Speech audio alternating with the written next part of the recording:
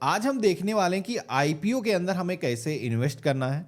आपने लोगों से सुना होगा कि आईपीओ के अंदर पैसे लगा करके कुछ ही दिनों के अंदर डबल किए जा सकते हैं।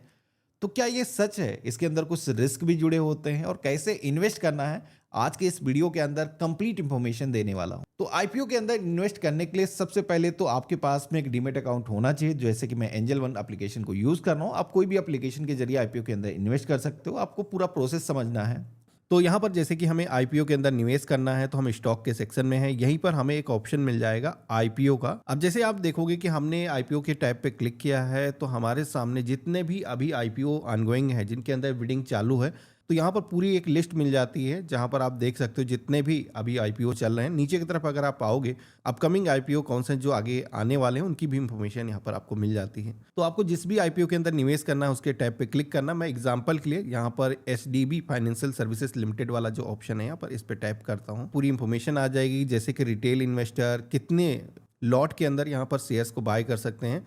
तो यहाँ पर आप देख सकते हो, क्योंकि आईपीओ के अंदर क्या होता है, लॉट्स मिलती हैं, उनके अंदर एक बंडल होता है, वो आपको खरीदना होता है।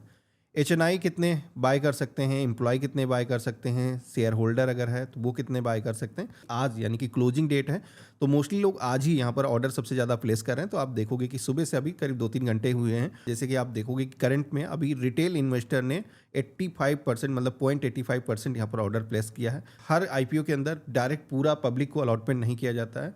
बहुत सारे ऑर्गेनाइजेशन जैसे कि म्यूचुअल फंड हो गए, वो भी यहाँ पर निवेश करते हैं। तो यहाँ पर आपको ये इन्फॉर्मेशन जानने को मिल जाती है कि जिस आईपीओ के अंदर आप निवेश करने वाले हो, तो अन्य कंपनियों का रुझान क्या है। देखो, एक चीज़ मैं हमेशा कहता हूँ कि आपको अपने विवेक के हिसाब से सोचना चाहिए। बहुत सारी कंपनियों के अंदर आपको डेटा दिख जाएगा, जीएमपी ट्रैकर है, वहाँ से भी आप सभी लोग इसके बारे में जान सकते हो। लेकिन आपको अपने विवेक के हिसाब से निवेश करना, क्योंकि लॉस भी हो सकता है। हर आईपीओ के अंदर प्रॉफिट ही नहीं होता। आपको यहाँ पर सबसे पहले तो ये दिखाता हूँ, शेयर होल्डिंग पैटर्न देखने को मिल जाएगा। जैसे कि आप देखोगे कि ये जो आईपीओ जिसको हमने एग्जाम्पल के लिए उठाया है, प्री इशू यानी कि अभी ये जो आईपीओ इशू हो रहा है, उससे पहले कितना परसेंट किसके पास में होल्डिंग थी, तो आप देखोगे कि प्रोमोटर के पास में 94% यहाँ पर होल्डिंग थी। पब्लिक के पास में कितना था, 5.44 यहाँ पर इतना परसेंट पब्लिक के पास में था। अभी पास्ट इशू में कितना हो जाएगा, तो आप देखोगे कि यहाँ पर ये आईपीओ आने के बाद में 74% यहाँ पर जो हिस्सा है वो प्रोमोटर्स का होगा, और 25% यहाँ पर जो पब्लिक के अंदर शेयर्स बांटे जाएंगे। नीचे फाइनेंशियल रिकॉर्ड्स देख सकते हो, जैसे कि टोटल इनकम क्या हुई है, कंपनी फाइनेंशियल ईयर के अकॉर्डिंग यहाँ पर इंफॉर्मेशन देखने को मिल जाती है। टोटल एसेट कितने हैं, हर साल कितनी इनकम हुई है, कितने लोन चल रहे हैं, ये सारी इंफॉर्मेशन देखने को मिल जाएगी। स्ट्रेंथ क्या है, क्या रिस्क हो सकते हैं, यहाँ पर आपको जानने को मिल जाएगा।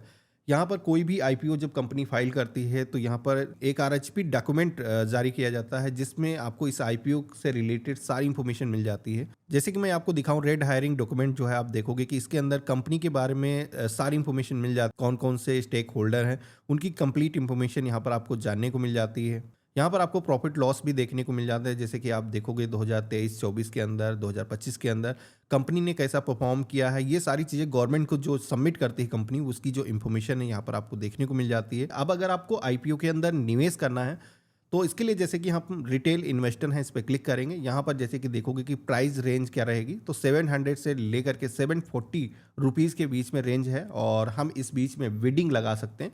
तो अगर आप चाहो मैक्सिमम प्राइस दे सकते हो, क्योंकि कई बार क्या होता है कि उस आईपीओ की जो डिमांड है वो ज़्यादा होती है, ओवर सब्सक्राइब हो जाता है। तो उस केस में क्या होता है कि आपको अलॉटमेंट नहीं मिलती है, अगर आपने मिनिमम सेट कर रखा होता है।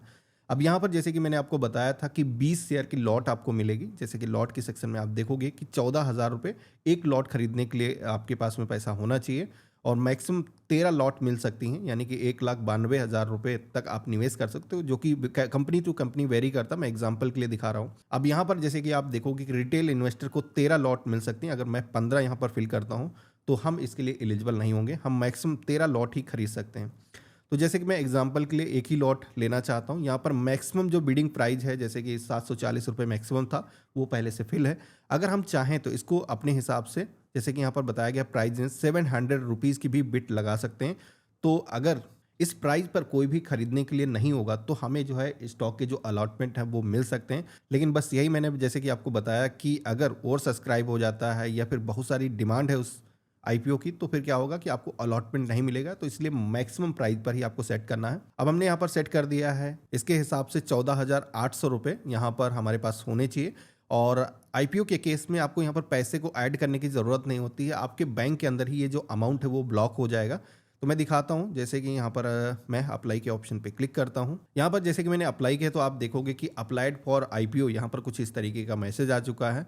व्यू एप्लीकेशन स्टेटस की टैब पे अगर हम क्लिक करेंगे, आईपीओ के अंदर हमने सक्सेसफुली अप्लाई कर लिया है, क्योंकि हमने इससे पहले एक आईपीओ में अप्लाई कर रखा, तो यूपीआई आईडी ऑटोमेटिक यहाँ पर सेट हो चुकी है। यहाँ पर आप देखोगे कि ऑटो मुंडेट इनेबल करने का एक ऑप्शन आएगा आपके यूपीआई एप्लीकेशन के अंदर, जिसको आपको इनेबल करना होगा। और उसके बाद में आपका जो पेमेंट है वो होल्ड होगा आपके बैंक अकाउंट के अंदर। अगर आप ये इनेबल नहीं करते हो तो यहाँ पर इतना करने के बाद में आपको आईपीओ अलॉट नहीं होगा, क्योंकि आपका जो पैसा है वो ब्लॉक किया जाएगा। और इन केस आपको अलॉटमेंट नहीं होता है तो वो जो पैसा है फिर से रिलीज हो जाएगा जैसे ही ये जो है लिस्टिंग डेट आएगी। ऑटो मोड इनेबल करने के लिए सबसे पहले तो आपको गूगल पे एप्लीकेशन के अंदर आ जाना है। आपने अगर फ़ोन पे यूज़ किया है तो उसके अंदर भी प्रोफाइल के सेक्शन में जाओगे, यहाँ पर आपको ऑटो पे का एक ऑप्शन मिलेगा, कोई इस टाइप पे क्लिक करना है। तो यहाँ पर जितने भी ऑटो पे लाइव होंगे पहले से वो आपको देखने को मिल जाएंगे।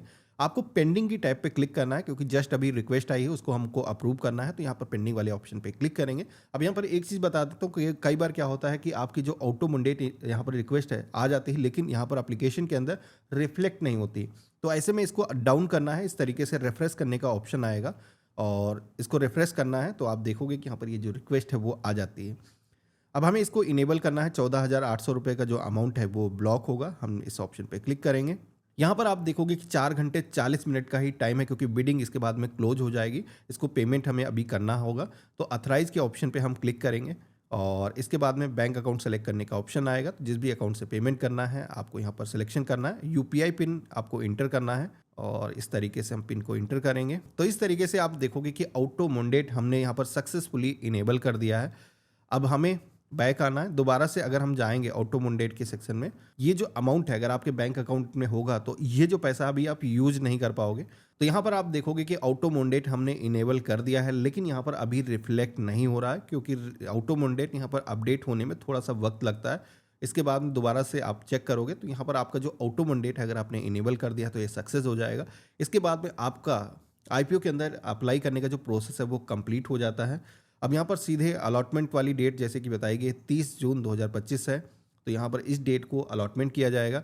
जिन लोगों को भी आईपीओ के अंदर स्टॉक्स मिलेंगे तो उनके अकाउंट के अंदर शो हो जाएंगे। वो लोग अगर चाहें एग्जिट लेना चाहते हैं, आईपीओ के अंदर इनिशियल गेन का बेनिफिट लेना चाहते हैं तो एग्जिट ले सकते हैं, सेल कर सकते हैं, या फिर अगर आप होल्ड करना चाहते हो तो होल्ड भी कर सकते हो। यहाँ पर जिन लोगों को अलॉटमेंट नहीं होगा, जैसे कि आप सभी को पता है कि सभी लोगों को अलॉटमेंट नहीं मिल पाता, क्योंकि आईपीओ अक्सर ओवर सब्सक्राइब हो जाते हैं अगर अच्छी कंपनी है। कुछ ऐसी कंपनियां हैं जो अच्छी नहीं होती, उनके जो है अंडर सब्सक्राइब होते हैं, तो सभी को अलॉटमेंट मिल जाता है। तो यहाँ पर अगर अलॉटमेंट नहीं होता है तो 1 जुलाई 2025 के बाद में आपका जो पैसा है वो रिफंड हो जाएगा। और शेयर जो है क्रेडिट की डेट को होंगे तो 1 जुलाई को ही होंगे।